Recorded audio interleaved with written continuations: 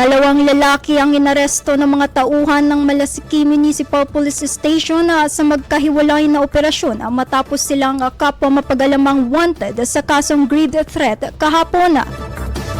Unang naaresto bandang alas 11:30 ng umaga ang isang 59 anyos na lalaking residente ng Malasiki, Pangasinan. Ayon sa ulat, ang pagkakaaresto ay sinagawa sa bisa ng warrant of arrest para sa kasong grave threat na may nirerekomendang piyansang 36,000 pesos. Makalipas ang 20 minuto, isang 62 anyos na lalaking residente rin ng bayan naman ang naaresto sa parehong kaso at inirekomendang piyansa.